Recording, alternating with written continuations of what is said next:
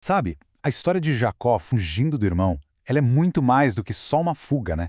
É sobre uma noite, assim, no meio do nada, que vira chave para o destino de uma nação inteira.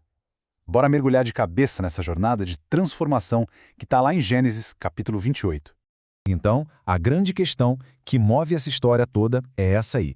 O que acontece quando um fugitivo, sozinho no deserto, tem um encontro divino? Como é que pode um momento de vulnerabilidade total se tornar o grande marco de uma vida? É isso que a gente vai desvendar agora.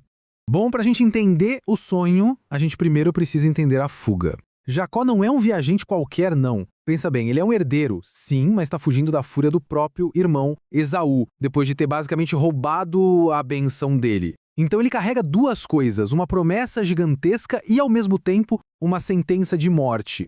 E olha que interessante o contraste que o texto faz aqui.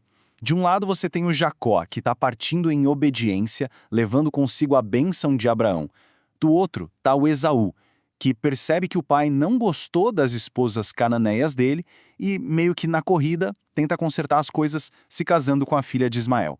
São dois irmãos, né, mas com motivações e caminhos completamente diferentes guiando os próximos passos deles.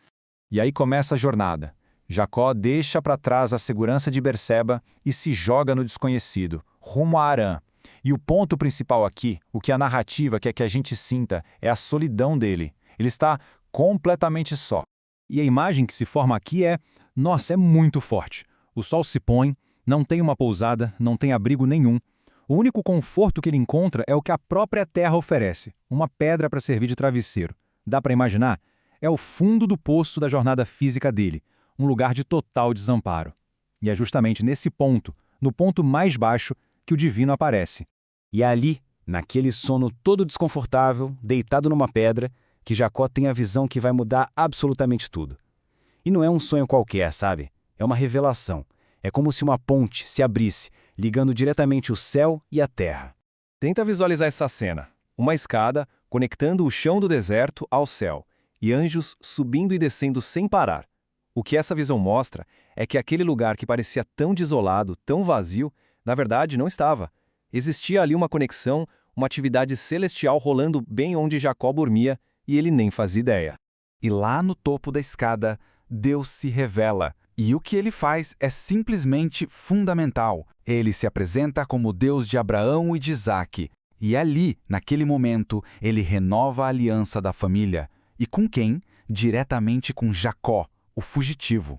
Essa promessa tem várias partes. Ela reafirma tudo. Primeiro, a terra. Segundo, uma descendência tão grande que não dá nem para contar. Terceiro, um legado que abençoaria todas as nações. E talvez o mais importante de tudo para Jacó naquele exato momento, a promessa de proteção pessoal. Eu estou contigo. Cara, para um homem sozinho, fugindo e com medo, essas palavras eram tudo. Simplesmente tudo. E quando ele acorda, a reação dele não é de alegria, não. É de temor. Aquele medo cheio de respeito, sabe? Ele se dá conta de que aquele lugar que ele escolheu por acaso para dormir era, na verdade, um lugar sagrado. A ficha cai. O Senhor está neste lugar. E eu não sabia. Aquele chão comum era a casa de Deus, a porta dos céus.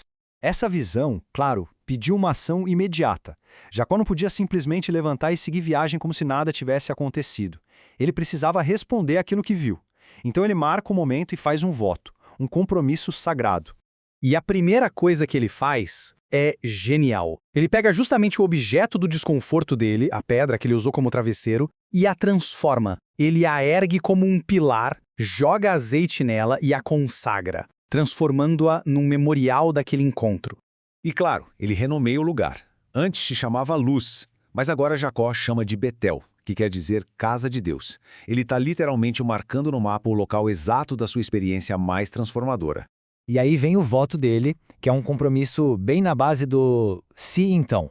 Basicamente ele diz, olha, se Deus estiver comigo, me proteger, me der o básico para comer e vestir, e me trouxer de volta para casa em segurança, então o Senhor vai ser o meu Deus. E esta pedra aqui vai ser um lugar de adoração, e eu vou dar o dízimo de tudo que eu tiver.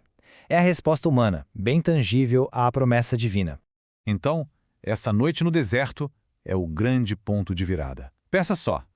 Jacó chega ali como um fugitivo solitário, um enganador cheio de medo. E ele sai de lá completamente diferente. Ele sai de lá como o portador consciente de uma aliança divina, com um senso de propósito, de destino. E tudo isso nos leva a uma reflexão final.